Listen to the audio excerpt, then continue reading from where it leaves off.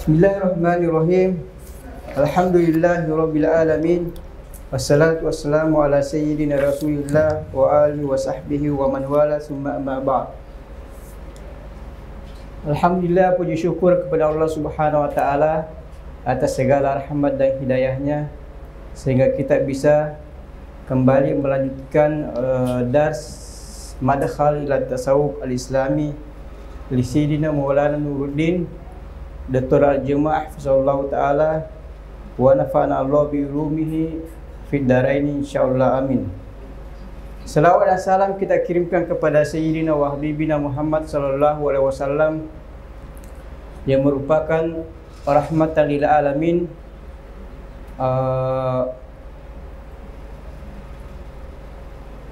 qudwah bagi seluruh umat manusia dan merupakan juru bicara Allah Subhanahu wa taala secara resmi di atas bumi ini. Kemudian pada pertemuan yang lalu kita sudah sampai di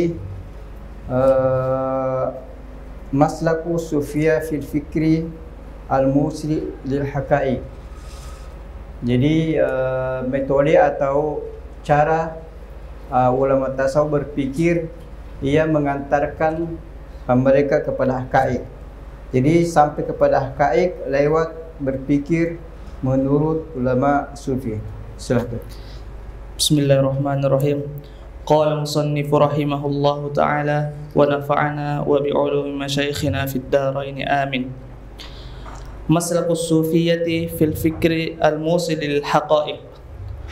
Wa qad iltazama ahlullah min as-sufiyyati bil akhdhi bihadaini al-masdaraini. فكانت لهم بها أبواب من المعارف والفتوح والمكاشفات غير أنهم علموا أن ملتفتا لا يصل Di sini seperti yang kita jelaskan pada sebelumnya bahwasanya ulama tasawuf ahlullah mereka konsisten dengan dua manhaj, dua sumber yang tidak bisa dipisahkan satu sama lain, yaitu Kitabullahi al-Mastur yaitu Al-Quran atau Wahyu dan Kitabullahi al-Manzur atau alam ini. Dua sumber ini, sumber ma'rifah bagi ulama tasawuf, merupakan dua hal yang tidak bisa dipisahkan antara satu sama lain. Oleh karena itu dengan berzikir dan berpikir mereka sampai kepada mukasyafah dan mendapatkan ma'rifah, sampai kepada ma'rifatullah, yaitu punya ma'arif, anwar, bahkan alam mulk dan alam malakut itu akan tersingkap bagi mereka dengan dua cara, yaitu berzikir dan berfikir. Namun demikian mereka tidak bergantung kepada apa yang mereka dapatkan atau apa yang Allah Subhanahu wa taala bukakan baginya. Karena bagi mereka bahwasanya multafituna la yasil, orang yang berpaling tidak akan sampai. Jadi dengan cara berzikir dan berpikir mereka sampai kepada ma'rifah, ma'rifatullah, itu punya ilmu pengetahuan tanpa melalui proses belajar mengajar.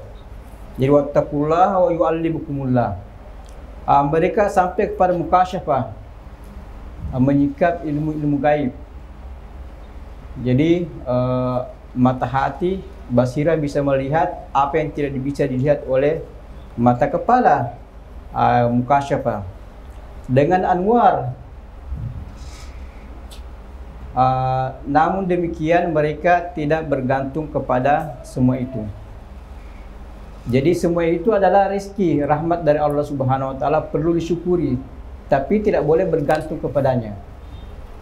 Jadi ada ilmu, alhamdulillah perlu disyukuri, tetapi tidak boleh bergantung kepada ilmu dan melupakan yang memberi ilmu. Jadi multafituna la yasil. Jadi jangan bergantung kepada rezeki, tapi bergantunglah kepada yang memberi rezeki, yang memberi ilmu, yang memberi mukasyafah, yang menyingkap tabir. Karena kalau kita bergantung kepada rezeki, maka kita tidak akan sampai kepada tujuan, yaitu Allah Subhanahu wa taala, wa inna ila rabbikal muntaha. Fama waqafu 'indaha wa kanat lahum tilkal mukashifati sabilan ila ziyadatil adabi ma'allahi wa dhillati bain yadayhi. Jadi mereka tidak berhenti pada ma'rifah, mukasyafah, anwar, alam muluk dan alam malakut. Jadi tidak berhenti di situ dan jalan terus menerus untuk sampai kepada tujuan, yaitu Allahu huwal maqsudul kullu. Semuanya itu wasilah. Salat, haji, puasa, guru, masyayikh, para nabi, para aulia, semuanya hanya wasilah saja untuk sampai kepada satu tujuan, yaitu Allah Subhanahu wa taala. Jadi ingat bahwasanya apapun yang Allah berikan kepada kita berupa ma'rifah, anggaplah Allah membukakan bagi kita alam muluk. Ianya alam muluk yang bisa dijangkau oleh panca indera yang 5. Semua ilmu yang pernah diketahui manusia dari Adam sampai hari kiamat itu akan tersingkap bagi seseorang.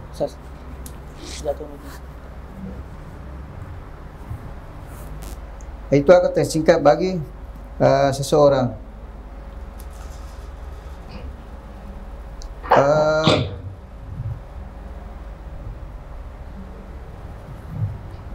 Demikian pula ilmu malakut. Ilmu malakut yang tidak bisa dijangkau oleh panca indera yang 5. Apa yang ada di bawah tanah, apa yang ada di langit, apa yang ada di dalam hati dan sebagainya, itu termasuk alam malakut. Anggaplah seseorang ilmu alam muluk dan alam malakut terbuka baginya. Jadi semua ilmu yang pernah diketahui manusia dari awal sampai terakhir dia ketahui. Allah bukakan baginya. Ilmu apa saja. Terus yang tidak bisa dijangkau oleh mata atau panca indera. Tetapi tidak punya adab itu tidak ada artinya. Kalau dipakai untuk menyombongkan diri, membanggakan diri, takabur, maka itu tidak ada nilainya. Tidak ada bedanya dengan iblis. Jadi iblis ini dialah bangsa dari jin. Mereka menyembah bersama dengan malaikat. Jadi malaikat, jin sama-sama menyembah kepada Allah sampai ke derajat yang paling tinggi. Jadi disebutlah iblis. Jadi jin musakkaf, ilmuwan jin namanya iblis. Setelah sampai ke puncak, iblis mengatakan kepada bahwa kau itu malaikat tidak ada apa-apanya. Jibillah, artinya diciptakan untuk taat, tidak berbuat maksiat. Sementara jin punya akal, punya nafsu, bisa membelok, tetapi bisa sejajar dengan malaikat, bahkan hampir mengalahkan malaikat. Namun ketika Sayyidina Adam diciptakan, malaikat yang ada di sebelah sana bersama dengan para iblis, usjudu li Adam, diperintahkan untuk sujud kepada Adam. Semua malaikat sujud. Sujud takrim, sujud penghormatan, bukan sujud menyembah. Menghormati Sayyidina Adam. Pada dasarnya yang dihormati adalah Nur Muhammad yang ada di dalam Sayyidina Adam. Itu yang mereka hormati. Namun iblis ini tidak sujud, tidak mau sujud. Manaka la tasjudu? Qal ana khairu minhu. Saya lebih baik dari tanah yang kau ciptakan, yang kau perintahkan saya untuk sujud. Jadi di sini iblis menyombongkan diri, bi'tibari bahwasanya dia lebih suci dari tanah, lebih bersih dari tanah. Masalah bukan demikian, tetapi masalah Allah memerintahkan sam'an wa ta'atan, tapi iblis tidak mau sujud. Sementara iblis saat itu sudah sejajar dengan malaikat, itu bahkan hampir mengalahkan malaikat. Jadi disebut iblis karena jin yang mempunyai ilmu yang tinggi. Kalau kita penderita atau ulama, Ulama manusia, ada preman, ada anak nakal, ada menteri, dan ilmuwan namanya ulama. Mereka disebut sebagai iblis. Jadi apalah artinya ilmu tanpa dibarengi dengan adab. Jadi banyak orang dikasih ilmu tapi tidak ada adab, justru tidak mau sujud. Bukan lagi tidak mau sujud kepada Adam, tapi tidak mau sujud kepada Allah Subhanahu wa taala. Katanya intinya saya sudah dapat, saya berzikir terus dan sebagainya, tidak perlu sujud. Itu kesombongan seperti ini, sifat-sifat iblis yang dimiliki. Jadi ulama tasawuf dengan adanya ilmu, adanya mukasyafah, adanya ma'rifat justru menambah adab kepada Allah Subhanahu wa taala. Setiap kali ada pemberian itu rezeki, perlu disyukuri, syukurnya ya Rabb. Bagaimana cara mensyukurinya? Kalau ada ilmu diajarkan, atau kalau hari ini kita berzikir kepada Allah Subhanahu wa taala, lafaz Allah atau Rahman 100, maka cara bersyukur kasih cukup 200 sebagai rasa terima kasih. Hari ini kita baca selawat 100 per hari, dikasih ilmu, syukurnya Rabb. Dengan cara apa? Meningkatkan ibadah.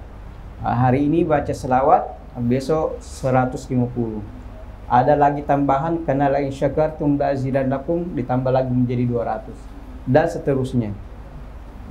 Itu yang perlu kita ingat, bahwasanya setiap ilmu bertambah atau ma'rifah bertambah, nur yang ada di dalam hati semakin terang setiap hari, semakin kita tingkatkan ibadah kita seperti yang dilakukan oleh Nabi.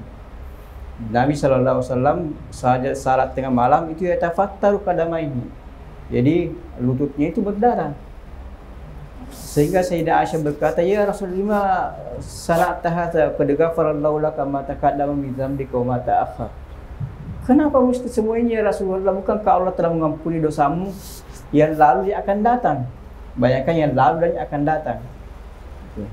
Apa jawaban Nabi sallallahu alaihi wasallam? Afala akunu abdan syakura. Jadi setiap ada ilmu, rezeki yang datang, kita perlu mengamalkan falsafah syukur. La in syakartum la azidannakum. Anda syukuri. Ada ilmu syukurnya ya Rabb. Bagaimana caranya? Yang perlu diajarkan. Kalau hari ini salat duhur tambah salat qabliyah atau ba'diyah, salat sunat, itu dan seterusnya. Kalau hari ini belajar 15 menit per hari setiap hari, ditambah menjadi 20 menit per hari.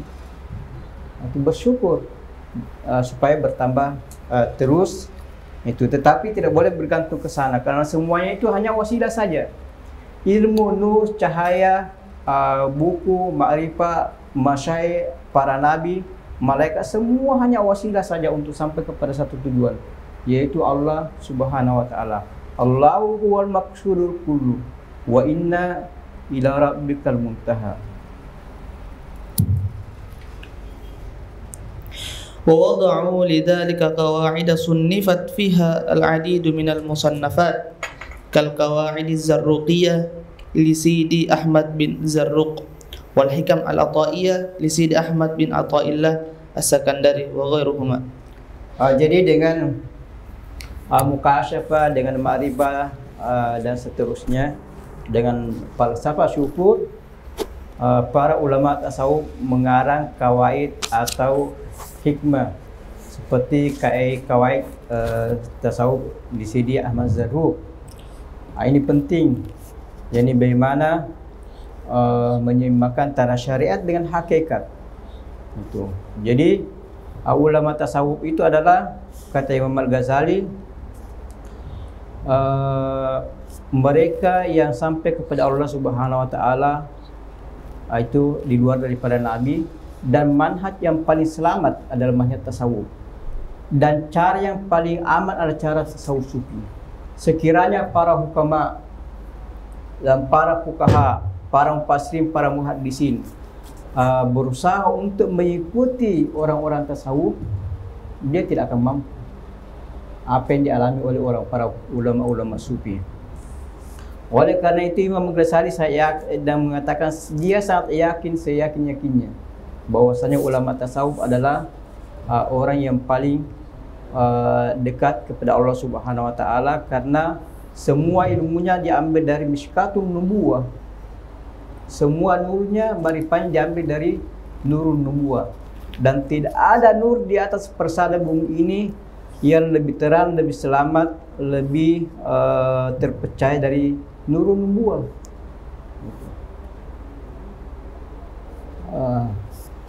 Namun demikian, para ulama tasawuf bahwasanya antara zikir dan berpikir, syariat dan hakikat itu sejalan dua-duanya. Orang yang bertasawuf tanpa syariat itu tidak ada faedahnya. Itu tidak ada yang diikuti. Mengikut kepada Nabi juga tidak. Mengikut kepada sahabat juga tidak. Kepada ulama-ulama sufi tasawuf juga tidak. Memahami syariat tanpa tasawuf juga tidak demikian. Karena syariat dengan hakikat seperti jasad dengan ruh. Jadi tidak ada orang mampu hidup jasad tanpa ruh, dan tidak ada orang bisa berjalan ruh tanpa jasad. Sehingga ini sangat penting bahwa syariat dengan hakikat dua hal yang tidak bisa dipisahkan antara satu sama lain. Fadzikru yuwassilu ilal itmi'nan, fa idza lam yasil ilaihi fa'lam anna hunaka syai'an khata'an, wa huwa annaka nazarta bi'aini wahidatin wa lam tattakhid manhajun nubuwati fil jam'i baina dzikr wal fikr, bainal kitabil mastur wal kitabil manzur, fa'tamad ala ahadihima wa tarakatil akhar. Jadi wa zikru ala bi zikrillah tatma'innul qulub. Jadi itu konsekuensi yang berzikir pasti tenang selama memenuhi syarat berzikir. Kalau ada orang berzikir tidak tenang, berarti ada yang kurang, ada yang salah. Jadi kalau kita naik kendaraan dari Indonesia, naik pesawat menuju ke Kairo, tidak sampai ke Kairo, berarti ada yang keliru. Ima salah jadwal, salah tiket, atau salah pesawat. Itu sehingga tidak sampai ke Mesir. Berzikir demikian. Jadi ala bi zikrillah tatma'innul qulub. Berzikir itu otomatis akan menenangkan hati. Kalau memenuhi syarat. Seperti di sini menggabungkan antara zikir dengan pikir. Itu. Jadi tidak boleh berjalan dengan satu kaki atau melihat dengan satu mata. Berzikir saja atau berpikir saja, tetapi dua-duanya harus dikombinasikan. Karena itu manhaj nubuwah. Itu ala bi zikrillah tatma'innul qulub. Jadi berzikir berhubungan dengan hati. Afala yatadabbarunal Qur'an. Tidakkah mereka merenungkan Al-Quran? Jadi Al-Quran perlu direnungi dengan ayat, dengan akal. Al-Quran datang tidak dipahami begitu saja, tetapi perlu dikelola. Oleh karena itu muncullah para fuqaha seperti Imam Syafi'i, Abu Hanifah yang menciptakan qiyas, usul fikih, semuanya itu akal. Jadi nas tidak bisa diamalkan begitu saja, butuh akal yang mengelolanya. Butuh akal berpikir, afala yatadabbarunal Quran. Qul inzuru maza fis samawati wal ard. Jadi renungilah, pikirkan apa yang ada di langit dan di bumi. Jadi semua ini ajakan untuk berpikir. Ian akan mengantar kita sampai kepada Allah Subhanahu wa taala seyakin-yakinnya. Jadi orang yang hanya mengandalkan zikir dalam hati itu marifahnya tidak sempurna. Itu. Dan orang yang hanya mengandalkan akal tanpa kalbu juga tidak sempurna. Jadi orang barat yang hanya mengandalkan akal betul sampai kepada penemuan ilmu kedokteran, ilmu bumi, ilmu ke angkasa luar dan sebagainya, tapi kurang. Mereka kurang. Yaitu tidak ada keimanan, tidak ada ketenangan, sehingga mereka kalau mendapat masalah imma bunuh diri karena tidak ada hati, itu hanya akal saja yang mereka pergunakan, atau mengingkari yang namanya Tuhan karena sudah menemukan ini dan sebagainya, itu kurang. Di sisi lain hanya mengandalkan hati saja, zikir saja, mungkin bersikir dan sebagainya, tetapi dunianya akan terbengkalai. Itu tidak mampu mengelola bumi ini dengan baik. Padahal kita diperintahkan, ini ja'ilun fil ardi khalifah. Jadi kita diperintahkan untuk mengelola bumi ini dengan baik. Tentu punya aturan dan syarat, yaitu Allah menentukan namanya hukum alam. Hukum alam yang Allah tetapkan, bahwasanya api panas, es dingin, itu namanya hukum alam, Allah yang tetapkan. Itu. Jadi hukum alam ini kita perlu ikuti. Kalau sakit ya pergi ke rumah sakit, berobat sama dokter, sama ahlinya, dan seterusnya.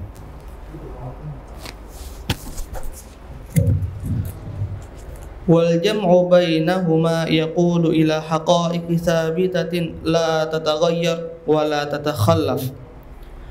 Wa wasala ilaiha as-salikuna min a'immatis sufiyyah. Wa ja'alu. Jadi dengan menggabungkan keduanya antara Kitabullahi al-Mastur yaitu Al-Quran wa Kitabullahi al-Manzur yaitu alam ini, dengan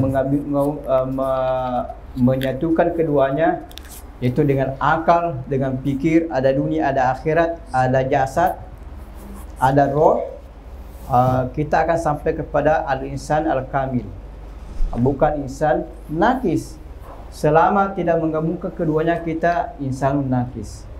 Jadi bagaimana kita sampai kepada insan kamil? Jadi urusan dunia oke, urusan akhirat oke. Itu. Jadi apalagi saat sekarang ini dengan adanya penemuan ilmu kedokteran, ilmu bumi, angkasa luar dan sebagainya, semakin banyak ditemukan hal-hal dengan berkembangnya ilmu pengetahuan. Ini perlu disejajarkan semuanya supaya kita tidak ketinggalan dalam memikirkan alam ini untuk sampai kepada hakikat atau ma'rifah yang sempurna. Wa ja'alu laha mafatiha yatanaqaluha as-salikuna fi at-tariqi. Wa kullu dhalika wafaqa manhaj adh-dhikr wal fikr alladhi akhbara anhu al-Qur'anul Karim wa tabbaqahu an-nabiy sallallahu alaihi wa alihi wa sallam wa man sara ala nahjihi ila yaumiddin. Jadi semuanya itu apa yang dilakukan para ulama tasawuf berdasarkan pengalaman, berdasarkan tajribah yang mereka alami, mereka bukukan di dalam buku, sehingga muncullah berbagai macam kaidah, kawaid atau hikam dan sebagainya, berdasarkan apa yang mereka rasakan, apa yang mereka alami. Jadi kita belajar tasawuf, kata Imam Al-Ghazali, kita perlu membaca pengalaman yang ulama-ulama terdahulu supaya kita tidak salah, dan itu akan memperkuat apa yang kita rasakan. Karena terkadang kita berzikir, kita melihat sesuatu tapi itu susah dibahasakan, atau kita tidak tahu seperti apa demikian. Kenapa? Kita masih pemula. Tetapi orang yang sudah sampai ke atas seperti Imam Al-Ghazali, Sayyidi Abdul Qadir Al-Jilani, Sayyidi Hasan Syadzili, dia akan menceritakan pengalamannya. Kalau model seperti ini, namanya ini akan berupa seperti ini. Sehingga kita akan berjalan ke jalan yang lurus. Jadi masara ala darbi wasalam, siapa yang berjalan sesuai dengan aturan atau pengalaman ulama-ulama terdahulu, dia akan sampai kepada tujuan.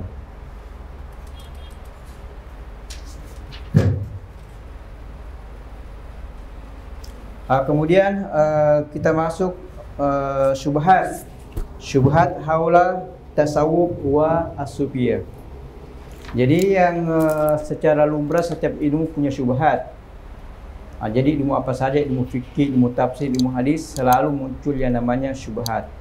Yakni syubhat, ada kelompok atau manusia yang tidak menginginkan ilmu ini berkembang, atau bagaimana ilmu ini ditinggalkan atau membuat hal-hal yang bisa menyesatkan dan sebagainya. Di semua ilmu ada seperti itu yang kita kenal dengan syubhat. Silakan. Syubhat haul at-tasawuf was-sufiyah. Min sunanir rabbaniyah annahu la tujad da'watu lil khairi illa wa talaqqa min ba'din nasi anatan wa khusumatan tasilu ahyanan li haddil adawah. Jadi itu sunnatul kaun namanya. Jadi kita ingin menggabungkan antara sunnatul kaun dengan wahyu. Sunnatul kaun mengatakan tidak ada satu kebenaran di atas bumi ini kecuali ada tentangannya. Itu sunnatullah. Siapa saja yang meneriakkan kebenaran, selalu ada saja orang yang menghalanginya atau menjadi musuh baginya. Itu namanya sunnatul kaun. Oleh karena itu, antara wahyu dengan sunnatul kaun harus dijalankan dua-duanya. Harus diseimbangkan. Jangan mengatakan saya belajar tafsir Al-Quran, hafal wahyu, terus mau berdakwah. Berdoa kepada Allah, ya Allah semoga tidak ada tantangan, tidak ada hambatan, tidak ada rintangan. Itu tidak bisa demikian. Ada sunnatul kaun. Selama Anda hidup di dunia ini pasti punya masalah, itu sunnatul kaun. Selama Anda menyebarkan kebenaran, pasti ada kebatilan. Karena tidak ada namanya kebenaran saja, tidak ada. Ada kebenaran, ada kebatilan. Ada hati, ada akal, itu berpasang-pasangan. Ada hari, ada siang, ada malam. Jadi yang namanya kebenaran itu selalu ada berhadapan dengan kebatilan. Khusuma yang akan menjadi musuh atau tantangan bagi seseorang. Jadi belajar di Azhar itu, jangan bilang belajar di Azhar itu enak. Alumni Azhar dikenal dan masya Allah banyak ulama dan terkenal dan sebagainya. Jangan dipikir semulus itu Anda masuk di Azhar, tidak seperti itu. Ikut muhadarah, terus menghafal mukarrarah, hafal Al-Quran, musim dingin bagaimana melawan selimut, musim dingin dan sebagainya, musim panas juga demikian bagaimana bisa belajar. Itu tantangan untuk mendapatkan syahadah di Azhar. Kemudian mendapatkan nilai yang baik, tentu butuh perjuangan dan butuh tantangan. Kama huwa musyahidun minal jama'ati at-takfiriyah allati tatamassahu bismi as-salafiyah wallati awwalu ma tanshiruhu bainan nasi ittihamu sadati sufiyah birtikabil bid'i wal mukhalafati syar'iyyah.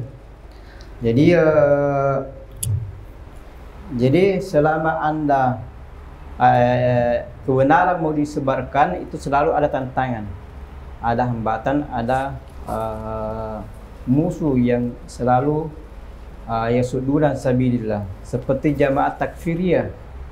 Jamaah takfiriyah ini yang kemarin kita kenal dengan istilah ISIS dan sebagainya.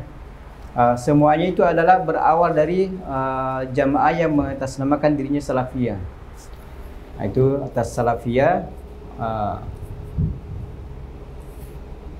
yang merupakan pengikut Muhammad bin Abdul Wahhab. Jadi nama ini mengalami berbagai perubahan, mulai dari Wahabiyah disebahkan kepada Muhammad bin Abdul Wahhab. Setelah mendapat serangan dari ulama, mereka juga tidak tahan memakai nama ini. Mereka pakai istilah Zahiriyah, mengambil zahirnya nas. Ulama asal pun menghadapi dengan berbagai ilmu pengetahuan bahwa dalam Al-Quran dan hadis tidak zahir saja, jadi ada hakikat, ada majazi. Mereka pun mengubah nama menjadi Ansar Sunnah. Terus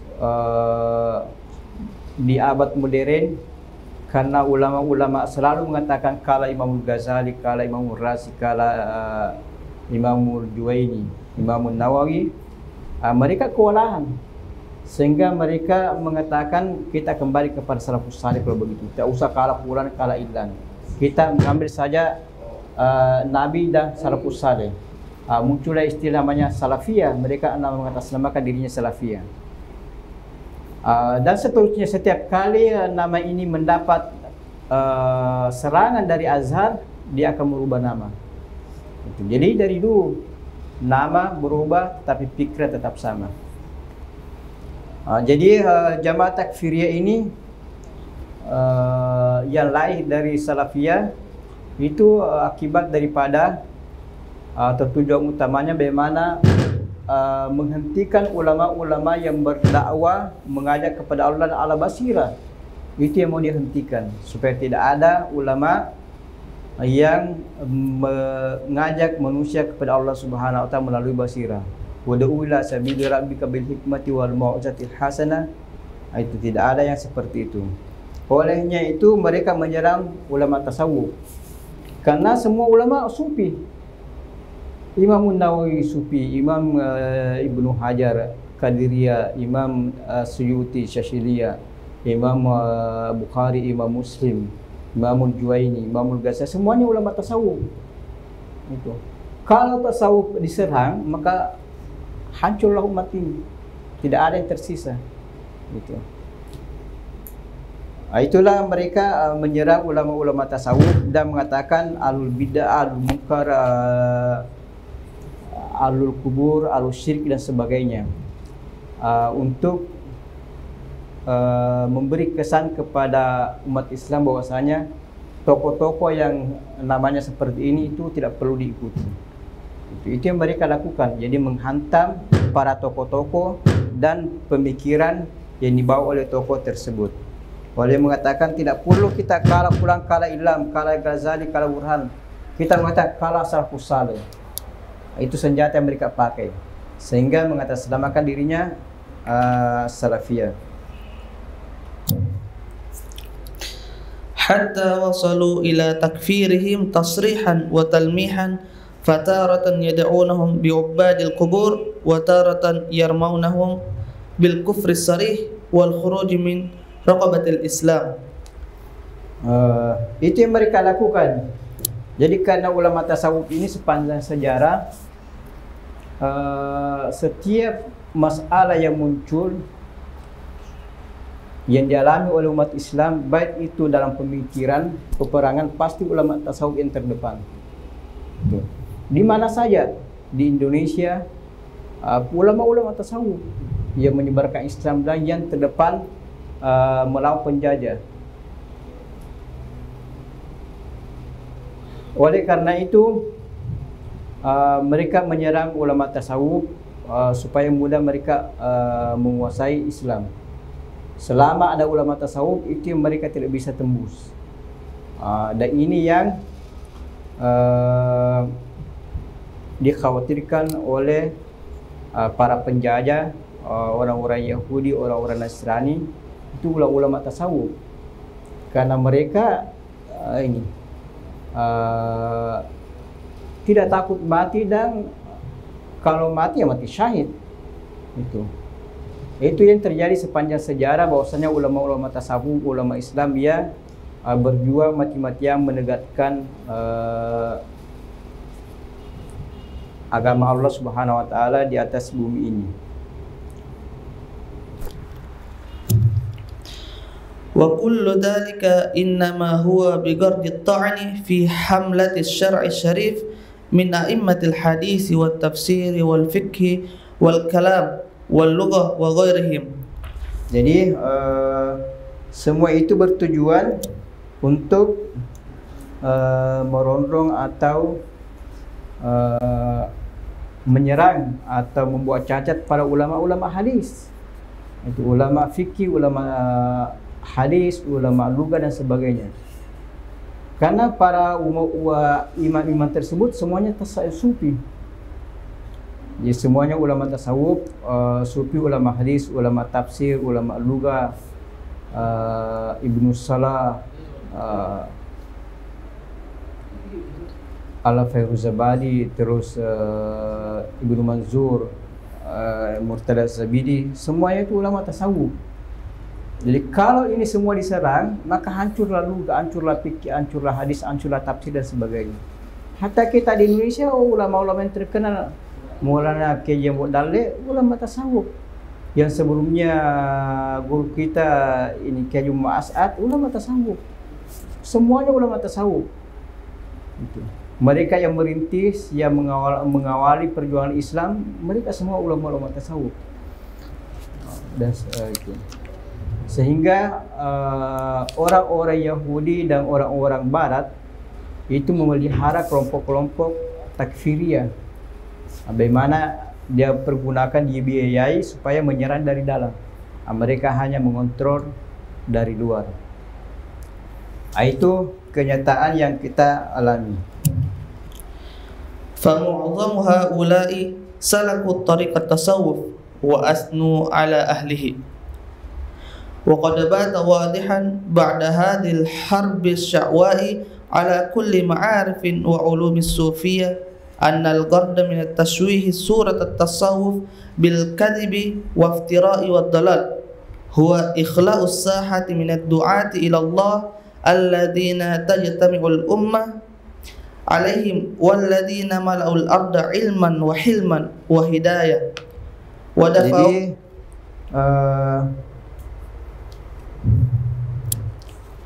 tujuan mereka semuanya itu adalah untuk menuduh para ulama tasawuf dengan kebohongan, dengan kesesatan, dengan takfir dan sebagainya. Itu supaya tidak ada umat atau pemimpin-pemimpin atau imam-imam Islam yang betul-betul mengajak manusia kepada Allah Subhanahu wa taala dengan basirah. Itu yang mereka mau hilangkan. Oleh karena itu, pikiran ini dari dulu ada. Jadi para ulama barat mengatakan yang mereka takuti ada 3. Jadi Islam itu intinya ada 3. Yang pertama ada Ka'bah sebagai kiblat umat manusia. Terus yang kedua ada Al-Quran sebagai undang-undang mereka. Dan yang ketiga ada Azhar. Biarkan mereka menghafal Al-Quran, yang penting biarkan mereka hafal Al-Quran, tidak ada masalah. Biarkan umat Islam salat menghadap ke kiblat, tidak ada masalah. Tetapi jangan biarkan orang datang belajar di Azhar. Kenapa? Al-Quran turun di Mekah dipelajari di Azhar. Orang salat menghadap ke kiblat, semuanya orang belajar fikih di Azhar. Itu yang pandai takuti, yang mereka takuti adalah Azhar. Itu Imamatu Al-Ahmad. Itu yang punya sorban kopiah yang warna merah songkok Azhar, itu yang mereka takuti. Karena mereka itu adalah jundullah Subhanahu wa taala. Punya ilmu syariat, punya ilmu hakikat, punya ilmu agama, punya ilmu dunia yang mereka tidak bisa tumbangkan. Itu tujuan mereka mengatakan ulama tasawuf itu dalal, terus kebohongan, terus menyandarkan kepada mereka perkataan yang tidak benar, untuk mematikan itu, untuk memberi kesan kepada masyarakat awam bahwasanya mereka itu bukan dari Islam, mereka itu dari agama lain. Wa hidayatan wa dafa'u 'anil islami wa nasharu ونشروا علومه وأخلاقه كالإمام جنيد والإمام غزالي والإمام نووي والإمام الرازي والإمام الشاذلي والإمام عز الدين بن عبد السلام وغيرهم في كل زمان ومكان. Jadi seperti tokoh-tokoh ini, Imamul Junaid, muhaddis kibar,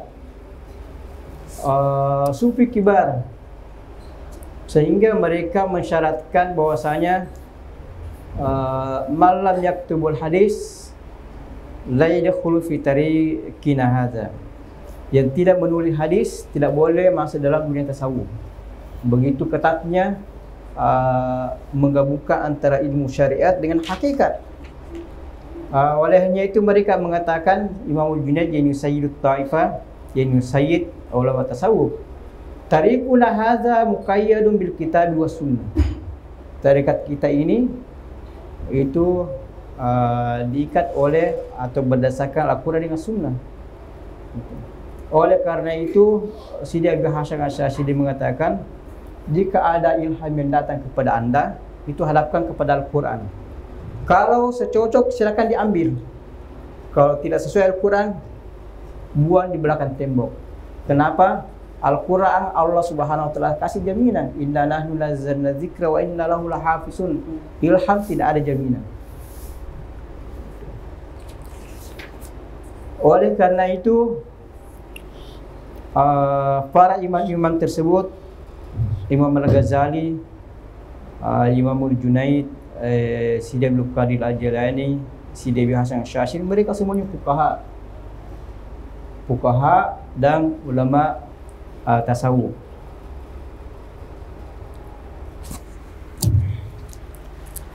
وبالتالي تتشكك الأمة في قادتها عبر التاريخ وتستبدل بهؤلاء عددا من أدانب الخوارج الذين خالفوا جمهور الأمة في الأصول والفروع. Jadi oleh karena itu Imam Al-Ghazali sufi ahlul bid'ah, Imam Al-Junaid sufi ahlul bid'ah, Imam Nawawi ahlul bid'ah. Kenapa sufi? Imam Suyuti sufi, Abdullah bin Abu Zalam sufi. Semua itu sufi tidak perlu diikuti kerana ahlul bid'ah. Oleh karena itu kita menemukan banyak orang sekarang itu meragukan tentang pemimpin-pemimpin kita dalam Islam. Kalau bukan karena mereka semua itu, bagaimana kita memahami Islam? Itu. Jadi mulai dari Nabi sampai ke sahabat, tabi'in ke tabi'in, ke fuqaha, ke Imam Syafi'i, sampai kepada arkanul mazhab, Imam Al-Ghazali, Imam Nawawi, Imam Suyuti, Aisyah bin Abdul Salam. Kalau tidak melalui mereka itu, bagaimana kita memahami Islam? Itu. Coba bayangkan mereka, bagaimana mereka membuat kita jauh dari turas. Umat Islam tidak bisa hidup tanpa turas. Oleh karena itu mereka selalu membuat kita ragu pada turas, ragu kepada tokoh-tokoh yang mengkaji Islam dengan sempurna, dengan berbagai macam ilmu alat, sehingga mereka sampai kepada ijtihad. Itu yang mereka lakukan supaya kita ragu. Setelah ragu, mereka akan menampilkan sejumlah tokoh-tokoh Khawarij yang tidak sempurna ilmunya, yang tidak punya ilmu alat, tidak punya ilmu usul fikih dan sebagainya. Muncullah kelompok-kelompok, mana dalilnya? Setiap Anda bertemu itu arkanus salah istiqbalu kiblat, arkanus salah at-tasyahhud, mana dalilnya? Selalu meminta dalil. Jadi para Imam Nawawi itu mereka penghafal Al-Quran dan hafal hadis, muhaddis kibari muhaddisin. Itu. Aizu bin Abdul Salam, Imam Al-Ghazali, mereka semua itu hafal hadis-hadis. Itu. Sehingga umat ini meragukan tentang pemimpin atau tokoh-tokoh mujtahid dalam Islam. Dan muncullah kelompok-kelompok Khawarij yang kita kenal selama ini. Kata Nabi, Khawarij kilabu ahlin nar.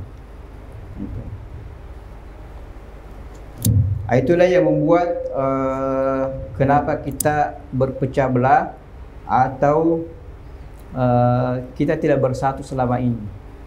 Karena kita meragukan pemimpin kita, para tokoh-tokoh Islam, dan mengikuti sejumlah tokoh-tokoh Khawarij yang kata Nabi, Khawarij kilabu ahlin nar.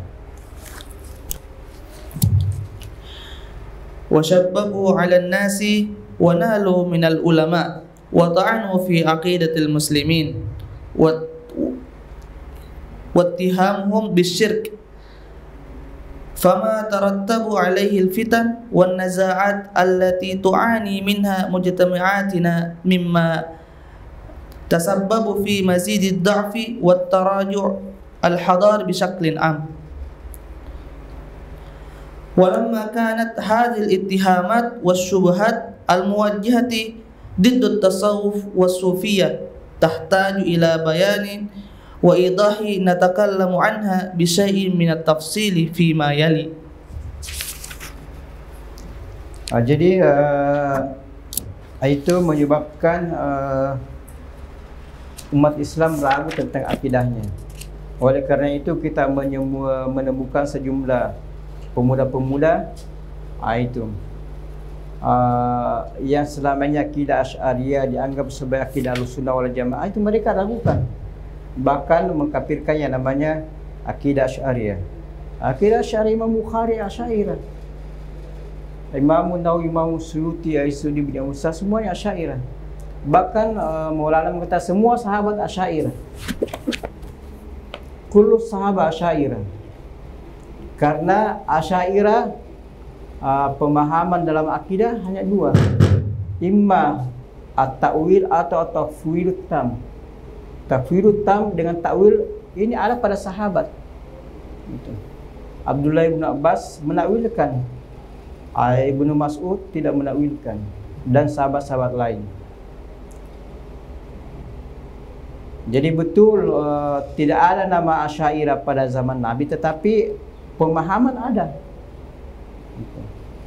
Tidak ada Syafi'iyah pada zaman Nabi, tetapi penerapan atau pemahaman yang dibawa oleh Imam Syafi'i ada pada zaman Nabi. Itu. Jadi nama itu hanya muncul di belakangan saja ketika muncul masalah. Tetapi pemahaman Nabi lakukan. Kira Warsh, kira Nafi tidak ada pada zaman Nabi. Tidak ada bilang mana kira Warsh, mana kira Nafi. Warsh itu muncul di belakangan. Nabi Ibnu Katsir semuanya muncul di belakang. Di zaman Nabi yang ada kira, ada kira sabah, ada sebagainya. Tidak ada nama-nama muncul di belakangan. Asy'ariyah muncul di belakang, Syafi'iyah, Hanafiyah muncul di belakang. Tetapi pemahaman atau isi ada pada zaman Nabi sallallahu alaihi wasallam.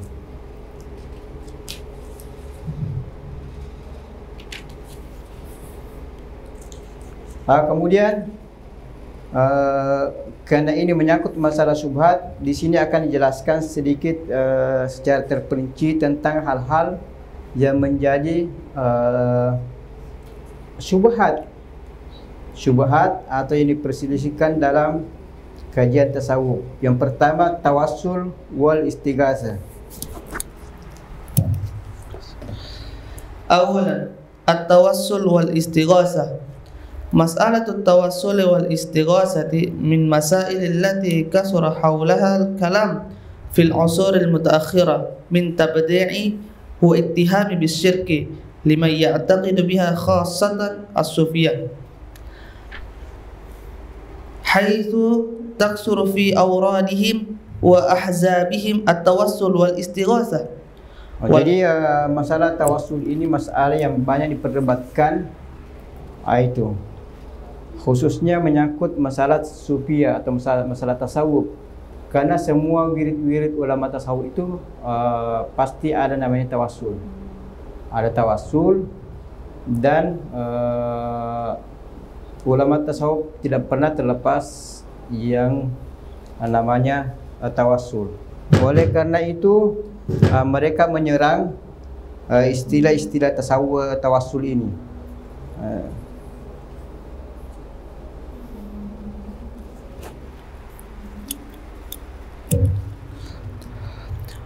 والحق أن هؤلاء الطاعنين في عقيدة الصوفية لو أنصفوا لما جروا بمثل هذه الأحكام فكيف للمسلم أن يتهم بالشرك أو البدعة لأمر يمكن حمله على وجه صحيح. Jadi kalau mereka yang merusak atau menuduh ulama-ulama tasawuf ini, sekiranya mereka insaf atau sadar, mereka tidak akan mengingkari ilmu tasawuf. Bahkan mereka akan masuk ke dalam ilmu tasawuf dan mempelajarinya secara sempurna. Seperti yang dikatakan ulama tasawuf, "Lau araful muluki ma nahnu fihi la harabuna." Sekiranya para raja-raja yang suka menjajah itu tahu apa yang ada dalam hati kami ini, kenikmatan apa yang kami rasakan, mereka akan menyerang hati kita dan mengambil hati kita. sebagaimana mereka menjajah negara-negara dan mengambil rempah-rempah, mengambil hasil bumi untuk dibawa ke negaranya. Karena ulama tasawuf mereka melihat dengan mishkatun nubuwah. Jadi nur dari kenabian itu yang mereka pakai untuk berjalan. Oleh karena itu mereka tidak ada keraguan sama sekali tentang apa yang mereka alami atau apa yang mereka rasakan.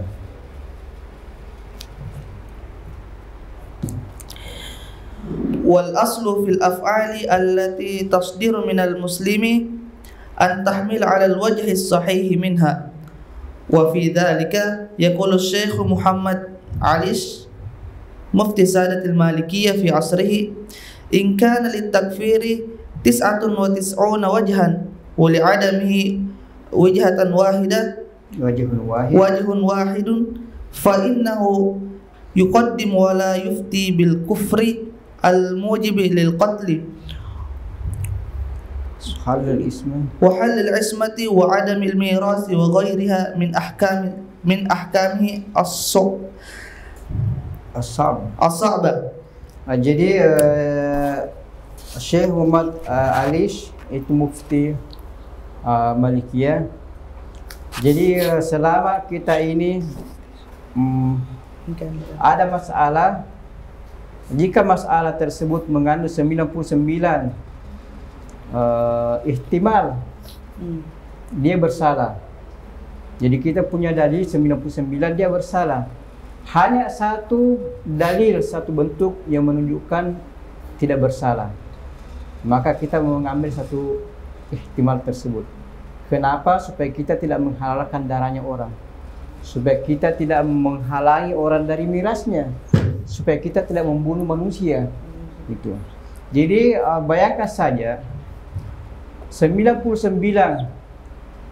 kemungkinan dia bersalah, hanya satu bentuk, satu ihtimal tidak bersalah. Kita ambil satu bentuk. Kenapa? Untuk menyelamatkan manusia. Gitu. Dari darahnya, dari pembunuhan, dari menghalangi dari miras dan sebagainya.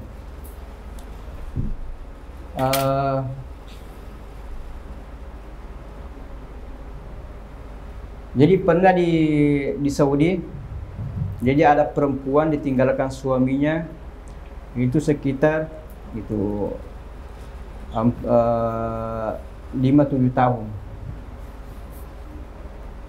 Jadi sekitar 3 tahun kemudian perempuan ini hamil.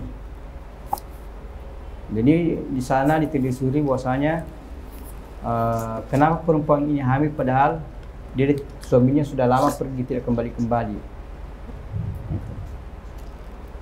Jadi perempuan ini saya tidak tahu, sehingga di ulama kumpul untuk membicarakan hal ini, bahwa mereka sepakat akan dihukum mati. Kemudian Syekh Taharayan almarhum hadir saat itu di Mekah dan dipanggil untuk menghadiri itu. Dia mengatakan pertemuan hari ini kita tunda sampai besok, karena memutuskan hal seperti ini itu tidak bisa sembrono atau tidak bisa sembarangan. Akhirnya besok ditunda, sehingga besoknya dilanjutkan, sehingga Taharayan membaca di dalam buku Syiah Ibadiyah mengatakan pernah ada seorang di antara mereka itu hamil, itu sekitar mereka ditinggalkan suaminya selama bertahun-tahun, sekitar 3 tahun tinggalkan suaminya, dia hamil. Gitu. Jadi dengan alasan ini yang disampaikan oleh Syekh Taharayan, perempuan ini tidak jadi dihukum mati. Gitu. Karena ada satu ihtimal, yang tadi ini ihtimal 99% itu perempuan ini berbuat salah. Tapi ada ihtimal lain bahwasanya ada pernah terjadi dalam sejarah seperti ini. Makanya tidak ini dengan satu ihtimal ini perempuan ini selamat, itu tidak dihukum mati dan tidak dihalangi dari mirasnya dan sebagainya. Jadi apalagi masalah takfiriyah. Tidak semula itu kita mengkafirkan seseorang, kita menghalalkan darahnya, tidak. Itu oleh karena itu kata Nabi, mal'unun man hadama bunyan Allah. Jadi mal'un orang yang menghancurkan buatan Allah Subhanahu wa taala, yaitu manusia.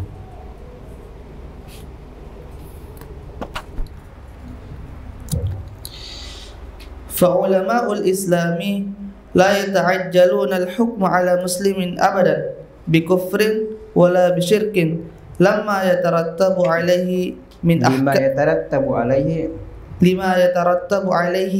من أحكام الصعبة في الدنيا والآخرة. Jadi umat Islam itu tidak segampang itu menghalalkan darah dan mengkafirkan seseorang. Itu kecuali kalau orang tersebut mengatakan dirinya kafir atau mengingkari sesuatu maklum minad dini darurat. Tetapi selama tidak ada demikian, maka seseorang tidak bisa segampang itu mengatakan dia kafir atau halal dibunuh darahnya, itu tidak boleh.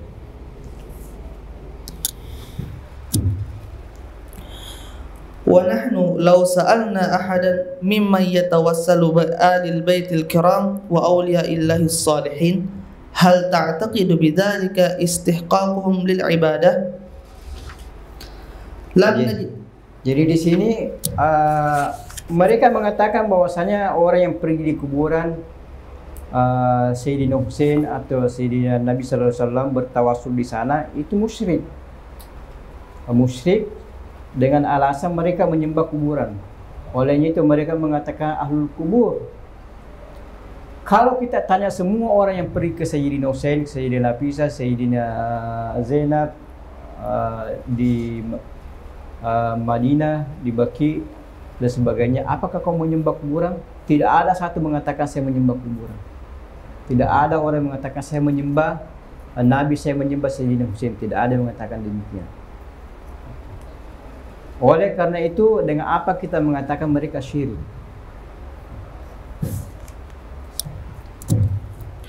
Lam najid ahadan mutlaqan sayajibu bi annahu ya'taqidu dhalika bal jami'u muttafiqun ala annahum ibadun lillahi wahdahu la syarikalah. Jadi semuanya itu sepakat hanya menyembah Allah Subhanahu wa taala, tidak menyembah yang ada di kuburan. Itu. Semuanya menyembah Allah Subhanahu wa taala. Mereka hanya yang ada di kuburan itu Sayyidina Nabi, Sayyidina Musa, hanya tawassul saja.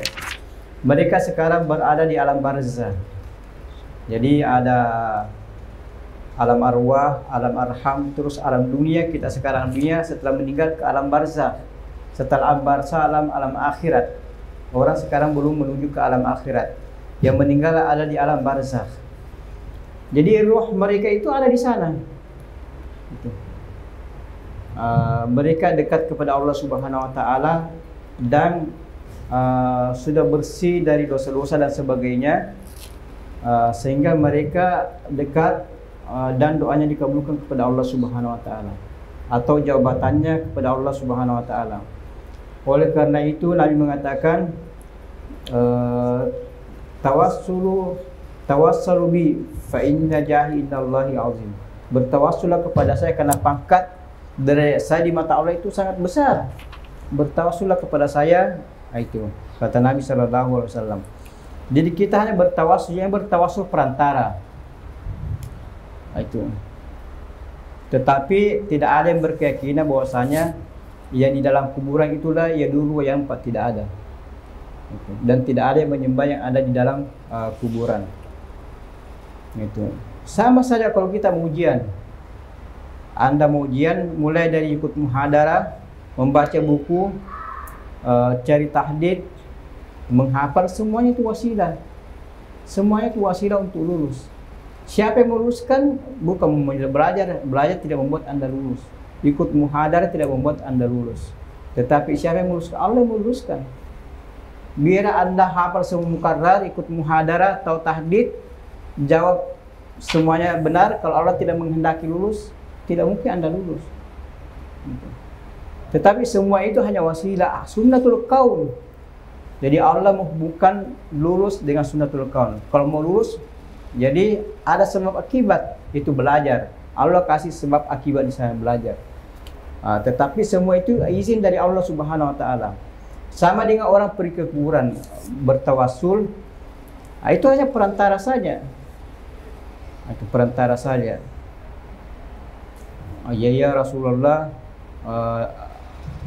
jadi Allahumma inni as'aluka, ya Allah saya meminta kepadamu bijahi sayyidina Muhammad sallallahu alaihi wasallam, dengan pangkatnya Nabi Muhammad sallallahu alaihi wasallam.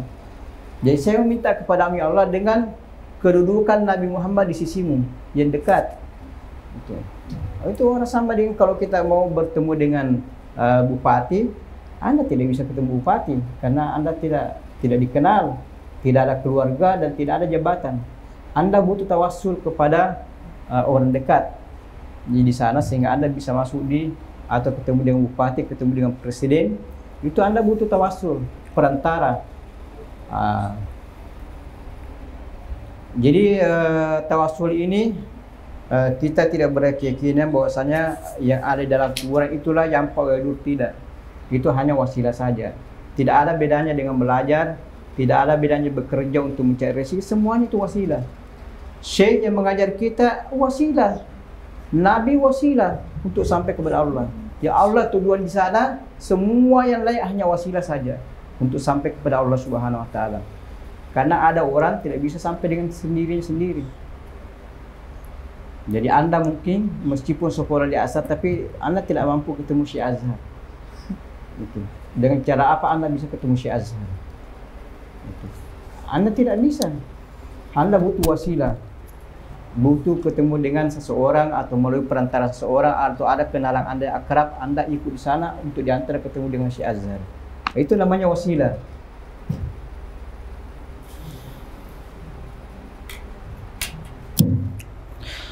Wa annahum ma tawassalu bihaula'i salihin illa li'tiqadihim salahahum wa qarbihim ila Allah wa mahabbatallahi lahum wa innama tawassulihim bihim min qabilis sababiyah la ta'sir wal khalq. Jadi tawassul itu min qabilis sababiyah la ta'sir wal khalq. Jadi kuburan tidak bisa menciptakan apa-apa. Ta'sir tidak bisa memberi pengaruh.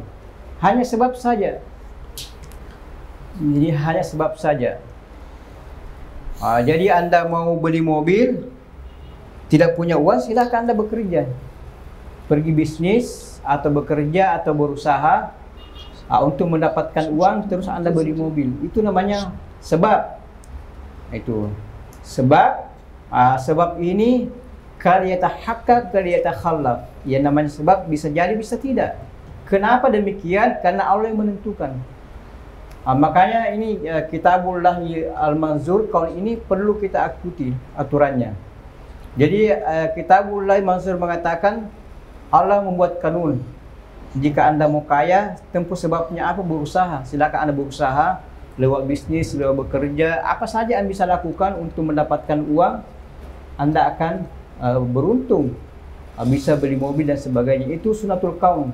Allah yang tetapkan demikian. Dan itu hanya sebab saja. Jangan sekali-kali berkeyakinan bahwasanya saya kaya karena saya berusaha. Saya lulus karena saya belajar. Itu artinya Anda syirik. Kenapa Anda menyembah bergantung kepada usaha, tidak bergantung kepada Rabbul Asbab? Allah yang menciptakan sebab, Anda bergantung kepada sebab, tapi tidak bergantung kepada Tuhan yang menciptakan sebab. Oleh karena itu Anda tidak akan sampai. Oleh karena itu Allah berlepas tangan. Semua yang kita lakukan itu mengikuti hawa nafsu, bergantung kepada rezeki, kepada sebab. Allah mengatakan silakan urus diri sendiri, saya tidak ada urusan. Allah berlepas tangan. Jadi Allah menginginkan hanya Allah yang memberi yanfa wa yadur, hanya Allah yang disembah, yang lain itu hanya sebab saja. Apa itu sebab? Sebab adalah rezeki. Rezeki, apa itu rezeki? Perlu disyukuri. La in syakartum la azidannakum. Itu. Ada rezeki, ada yang kasih uang, alhamdulillah, syukur. Doakan yang orang yang memberi, dan Anda bersyukur, bisa bersedekah, silakan bersedekah. Mau bersyukur beli buku, silakan bersyukur beli buku dan dibaca, dan seterusnya. Itu bersyukur. Tetapi tidak boleh bergantung kepada rezeki tersebut, terus merupakan yang memberi rezeki. Itu tidak bisa. Yaqulu al-Imam Syamsuddin Al-Jazari syarih Minhajul Imam Al-Baydawi, i'tiqadu at-tauhid min lawazim al-Islam.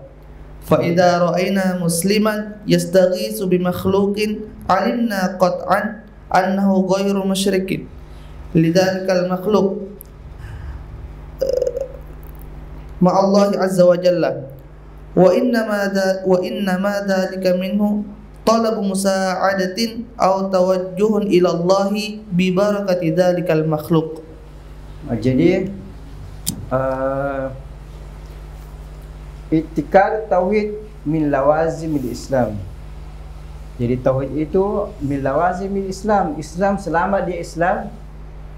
Islam selamat dari kemusyrikan, selamat dari menyekutukan, selamat dari menduakan Allah Subhanahu wa taala. Itu namanya Islam. Jadi selamat di Islam itu pasti murni tauhidnya. Itu murni tauhidnya. Jadi kalau ada orang bertawassul, itu dipahami bahwasanya sama kalau kita ini minta tolong kepada dokter, tolong dikasih tahdid. Anda minta tolong kepada dokter supaya dikasih tahdid, supaya Anda tidak baca semua mukarrar. Itu Anda bertawassul. Sama orang yang pergi di kuburan, itu minta tolong untuk didoakan supaya Allah memberi, memudahkan urusan saya, memberi saya rezeki, memberi saya anak dan sebagainya. Hanya tawassul saja, perantara melalui orang tersebut. Tetapi keyakinan Allah yang memberi dan yang tidak memberi, itu keyakinan. Itu falsafah tawassul itu. Dan tawassul bukan cuma di kuburan saja. Anda belajar tawassul juga. Anda makan juga tawassul supaya Anda bisa hidup. Anda tidak bisa hidup kalau tanpa makan. Oleh karena itu Anda harus makan. Itu tawassul untuk hidup. Jadi tawassul adalah sebab atau perantara untuk sampai ke suatu tujuan. Apa tujuan kita? Itu Allah Subhanahu wa taala. Semua yang lain hanya wasilah saja.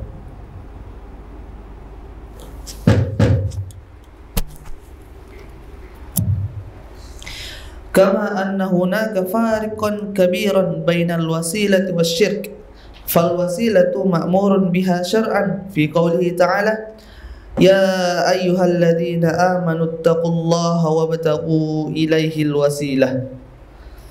Fal wasilatu fil usuli ma yatawassalu biha ila syai'in wa yataqarrabu biha. Jadi wasilah ma yatawassalu biha ila syai'in wa yataqarrabu biha. Jadi apa yang menjadi jembatan, perantara untuk sampai kepada sesuatu dan dipakai mendekatkan diri kepada Allah Subhanahu wa taala, itu namanya wasilah. Jadi wasilah hanya jembatan saja, hanya kendaraan, hanya pesawat terbang. Dari Indonesia mau ke Mesir, tidak mungkin Anda jalan kaki. Itu Anda butuh wasilah, butuh naik pesawat. Pesawat ini adalah wasilah. Itu pesawat akan mengantarkan Anda dari Indonesia sampai ke Mesir, itu namanya wasilah. Gitu. Atau mendekatkan diri kepada Allah Subhanahu wa taala. Anda salat. Salat ini mendekatkan diri kepada Allah Subhanahu wa taala, puasa, haji dan seterusnya. Tapi itu bukan tujuan. Hanya wasilah mendekatkan diri kepada Allah Subhanahu wa taala. Tujuannya apa? Kita sampai kepada Allah Subhanahu wa taala. Bagaimana cara sampai kepada Allah Subhanahu wa taala? Kita memahami. Kita memahami bahwasanya Allah itu Tuhan, Allah itu Esa, Allah itu Qadir, Ganiyu, kita ini miskin, Allahu Ghafur, Rahmanur Rahim dan seterusnya. Jadi wa ma khalaqtul jinna wal insa illa liya'budun. Itu yang tujuan kita hidup di dunia ini. Jadi tujuan kita hidup untuk mengenal Allah Subhanahu wa taala, bahwasanya Allah yang pantas disembah. Kita ini makhluk, kita ini menyembah. Anda harus tahu aturan, Anda yang menyembah, Tuhan yang disembah. Jangan dibalik. Itu. Anda harus kenal seperti itu. Oleh karena itu, untuk mengenal bagaimana ini Anda, bagaimana menyembah Allah Subhanahu wa taala, Anda tidak tahu. Makanya Anda butuh tawassul. Butuh perantara, karena Anda tidak bisa berkomunikasi dengan Allah Subhanahu wa taala, butuh perantara. Makanya Allah mengutus Rasul Nabi Muhammad SAW sebagai perantara antara kita dengan Allah Subhanahu wa taala. Kalau tidak ada Nabi, bagaimana Anda bisa menyembah Allah Subhanahu wa taala? Bagaimana caranya Allah berzikir kepada Allah Subhanahu wa taala kalau tidak ada Nabi? Oleh karena itu, Nabi merupakan wasilah untuk sampai kepada Allah, dan semua Nabi adalah wasilah. Para masyayikh, para guru, buku, semua ibadah yang kita lakukan semuanya hanya wasilah untuk sampai kepada Allah Subhanahu wa taala. Jadi tidak ada orang di dunia tidak bertawassul, apapun bentuknya, apakah itu benda, hidup atau tidak hidup. Salat adalah wasilah. Ya ayyuhallazina muttaqullaha wasta'inu bis-sabri was-salah. Jadi wasta'inu, minta tolonglah kepada salat dan sabar. Artinya bertawassullah kepada salat dan sabar untuk sampai kepada Allah Subhanahu wa taala. Itu falsafah tawassul. Jadi tidak ada orang yang tidak bertawassul, mengingkari tawassul tapi dia bertawassul. Tidak ada orang yang keluar dari tawassul.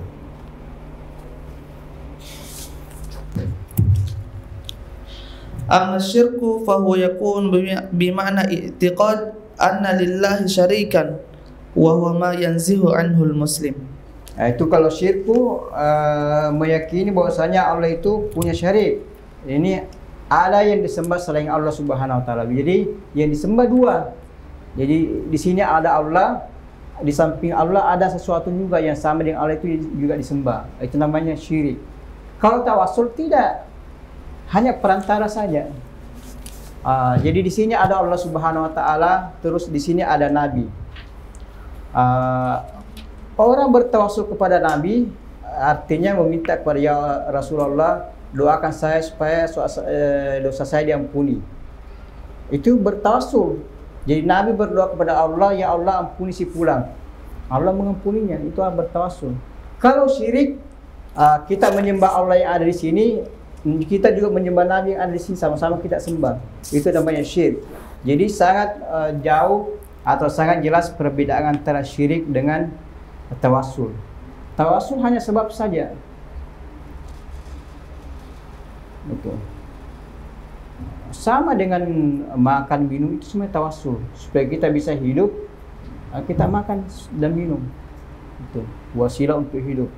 Supaya kita menyembah kepada Allah Subhanahu wa taala, kita makan dan minum, itu semuanya wasilah. Ujung-ujungnya bagaimana kita menyembah sampai kepada Allah Subhanahu wa taala. Adillatul tawassul. At-tawassul bin Nabi sallallahu alaihi wa alihi wasallam wa bi ali baitihi al-kiram lahu adillatun katsiratun minal kitab was sunnati wa amalus sahabati wat tabi'ina wa man lahiqahum min ahli sunnati wal jamaah. Famin adillati alaihi minal Qur'anil Karim qauluhu ta'ala وَمَا أَرْسَلْنَا مِنْ رَسُولٍ إِلَّا لِيُطَاعَ بِإِذْنِ اللَّهِ وَلَوْ أَنَّهُمْ إِذْ ظَلَمُوا أَنفُسَهُمْ جَاءُوكَ فَاسْتَغْفَرُوا اللَّهَ وَاسْتَغْفَرَ لَهُمُ الرَّسُولُ لَوَجَدُوا اللَّهَ تَوَّابًا رَحِيمًا. Jadi di sini dalil tentang tawassul. Jadi banyak dalil dari Quran, dari hadis, kemudian amalan sahabat dan tabi'in, juga istimbat para fuqaha. Di sini disebutkan dalam surah An-Nisa. Jadi wa ma arsalna mir rasulin illa liyuta'a biiznillah walau annahum yadhlamu anfusahum. Jadi walau annahum, sekiranya mereka idzalamu anfusahum, ketika mereka menzalimi diri mereka sendiri, ini berbuat maksiat. Ja'uka, datang kepadamu ya Rasulullah. Ja'uka, ya kembali kepada Nabi. Kalau umat Islam atau sahabat mereka, sahabatmu itu menzalimi atau berbuat maksiat dan datang kepadamu, ya Rasulullah, fastaghfirullah, mereka meminta maaf atau istighfar kepada Allah Subhanahu wa taala, wastaghfara lahumur rasulu, dan Rasul sallallahu alaihi wasallam meminta istighfarkan mereka kepada Allah Subhanahu wa taala. Jadi Nabi mengatakan, ya Allah, ampunilah dosa mereka. Itu wastaghfara ar-rasulu lahum, dan Rasul meminta ampunkan mereka. Jadi ya Allah, Nabi mengatakan, ya Allah, ampunilah dosa-dosa umatku atau dosa-dosa si fulan atau kesalahan si fulan. Apa jawabannya? La wajadullah tawwaban rahima, maka orang yang berdosa ini akan mendapatkan Allah Subhanahu wa taala Tawwab, Maha Pengampun dan Maha Penyayang. Jadi kalau kita datang kepada Nabi, ya Rasulullah, ya Sayyidi ya Maulana, saya ini umatnya banyak berdosa, amal-amalan saya tidak ada nilainya, dan kehidupan sehari-hari saya penuh dengan dosa. Dengan posisimu dan pangkatmu di sisi Allah Subhanahu wa taala, mintalah kepada Allah supaya Allah mengampuni dosa saya. Gitu. Nabi meminta ampukan kita kepada Allah Subhanahu wa taala. Ya Allah, ampunilah dosa si fulan, dosa umat saya atau dosa-dosa si fulan. Maka Allah akan mengampuninya sesuai dengan bunyi ayat ini. Sesuai dengan bunyi ayat ini. Jadi walau annahum, itu syarat, jawab syarat, lawajadullah tawwaban rahima. Itu mereka pasti mendapati Allah tawwaban rahim. Ini Allah mengampuni dosa mereka. Jadi ayat ini dipahami oleh sahabat, ini bersifat umum, baik ketika Rasulullah sallallahu alaihi wasallam masih hidup maupun setelah meninggal. Karena Nabi mengatakan, hayati wa mamati khairul lakum. Jadi hayati, ketika saya hidup, wa mati, dan ketika saya mati, khairul lakum, itu bermanfaat bagi anda. Seperti ayat ini, jika anda datang kepada saya di waktu hidup atau setelah meninggal dan meminta saya untuk mengampunkan kepada Allah, maka saya akan minta ampunkan kepada Allah Subhanahu wa taala.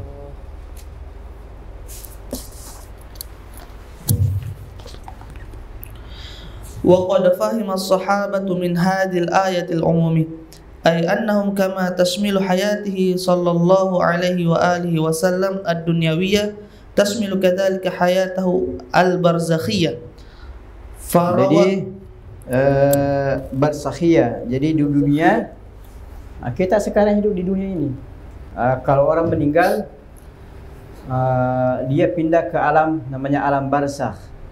Jadi alam barzakh itu punya kanun tersendiri di sana. Jadi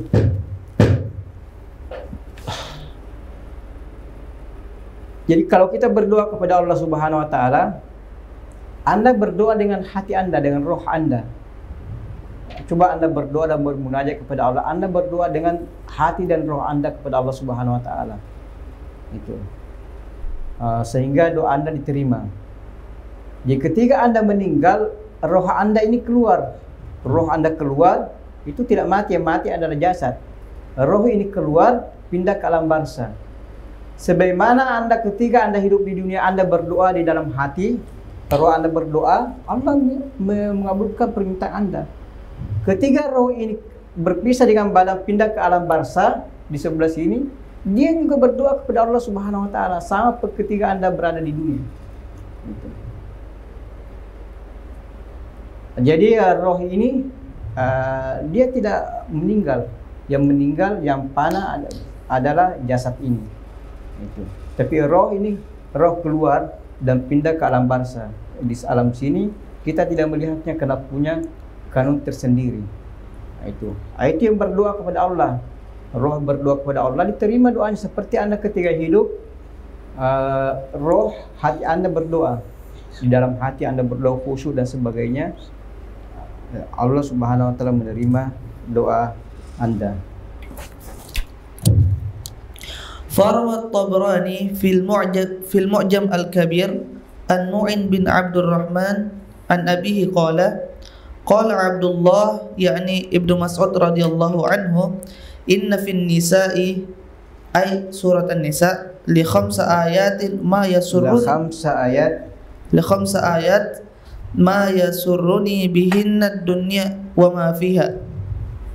Wa qad alimtu anna al-ulama'a idza marru biha ya'rifunaha.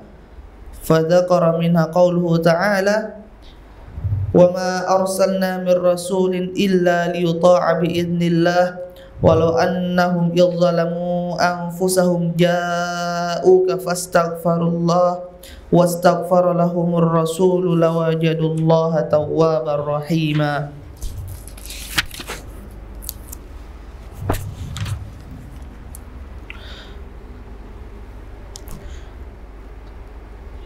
Wa dhahirun anna sababa sururihi radhiyallahu anhu huwa annahu fahima al-umumi min al-ayah faqad hassa bidzalika at-tabi'una ba'da wafatihi sallallahu alaihi wa alihi wasallam. Jadi Sayyidina Ibnu Mas'ud mengatakan di dalam surah An-Nisa itu 5 ayat. Itu yang membuat dia bergembira. Salah satunya ini yang disebutkan di dalam surah An-Nisa. Jadi walau annahum yadhalamu anfusahum ja'uka fastaghfirullah wastaghfara lahumur rasulu lawajadullaha tawwaban rahima. Jadi apa yang membuat Ibnu Mas'ud bergembira? Karena memahami ayat ini secara umum. Ini berlaku ketika Nabi masih hidup dan ketika Nabi setelah meninggal, dengan berbagai macam hadis-hadis lain seperti hayati wa mamati khairul lakum. Itu yang menyebabkan Sayyidina Ibnu Mas'ud bergembira ketika membaca ayat ini karena berlaku umum, yaitu bukan hanya berlaku di dunia tetapi juga berlaku ketika Rasulullah sallallahu alaihi wasallam meninggal.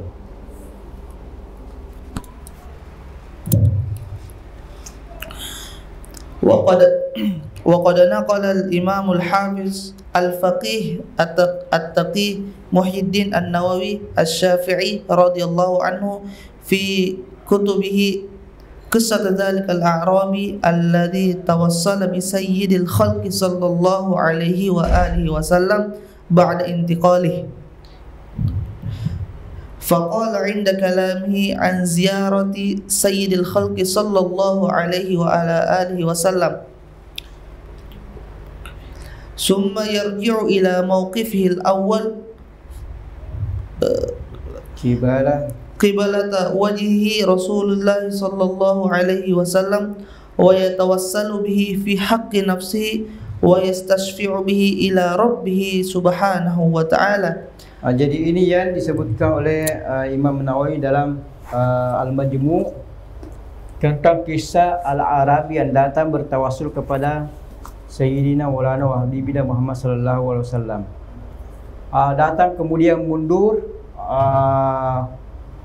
berada di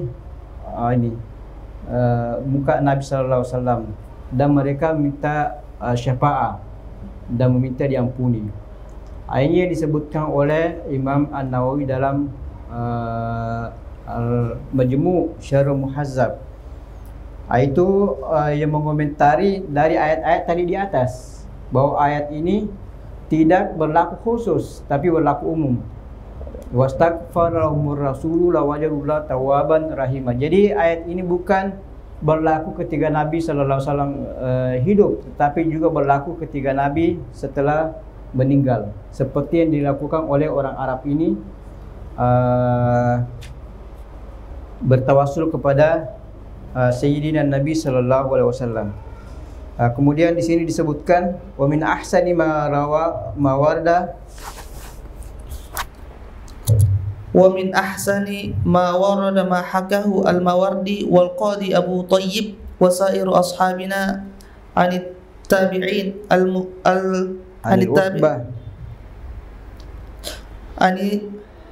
anit atbi Utbah mustahsinina lahu qala kuntu jalisan 'inda qabri Rasulillah sallallahu alaihi wasallam faja'a a'rabi faqala assalamu alayka ya Rasulullah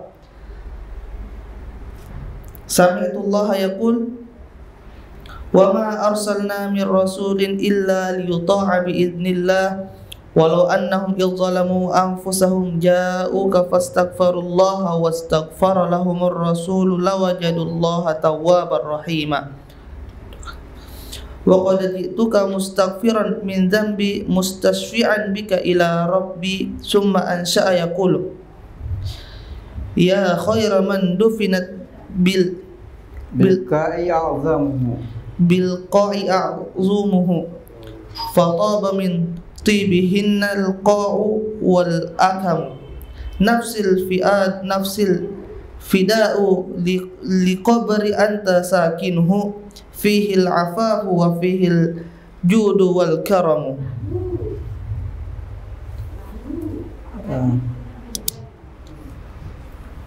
Jadi ya khairan man dufinat bil qa'i seperti yang disebutkan di sini bahwasanya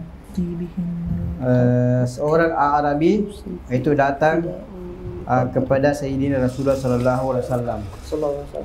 Itu dan mengatakan itu ya Rasulullah inni sami'tullah yaqul itu wa ma arsalna min rasulin illa liyuta'a bi iznillah walau annahum zalamu anfusahum ja'uka fastaghfirullah wastaghfara lahum rasul lawajadullah tawwaban rahimah. Jadi saya ini datang sesuai dengan bunyi ayat ini dan meminta syafaat kepadamu dan meminta supaya saya diampunkan ya Rasulullah. Setelah Arabi ini menyebutkan maksudnya atau hajatnya, kemudian dia pergi. Kemudian Sayyidina Utbah dia mengantuk sehingga tertidur ketemu dengan Nabi sallallahu alaihi wasallam. Nabi mengatakan ya Utbah alhikil Arab wa qul lahu qad ghafarallahu lak. Wahai Utbah, susuli orang Arab tersebut dan katakan kepadanya Allah telah mengampuni dosamu.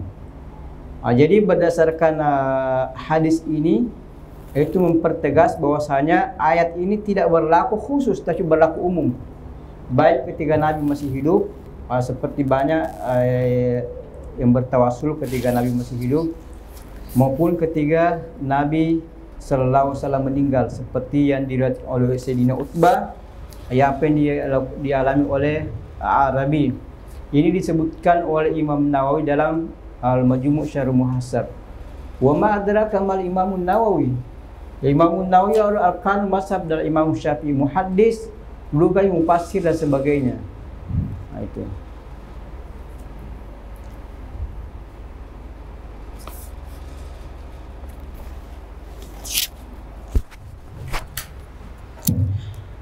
Wa ammal adillatu min sunnatin nabawiyyah al-mutahharah. Jadi yang kunci atau inti masalah di sini, Allah ingin menghubungkan antara wahyu dengan kaun, sunnatul kaun, al-akhdhu bil asbab. Kenapa kita bertawassul kepada Nabi, kepada ahli bait, kepada para wali? Itu hanya mikibali sabab saja. Itu al-akhdhu bil asbab saja. Tetapi ujung-ujungnya Allah yang menentukan. Jadi bertawassul kepada Nabi, para wali-wali, ahli bait, itu hanya mimbab al-akhdhu bil asbab. Itu. Allah mengatakan jika ingin lulus, tempuhlah sebabnya. Jika anda tidak ingin kepanasan, maka bikinlah rumah supaya anda tidak kena matahari. Itu. Anda kepanasan, haus, minumlah air. Semua itu ambil wasilah, sebab. Tetapi yang menentukan Allah Subhanahu Wa Taala.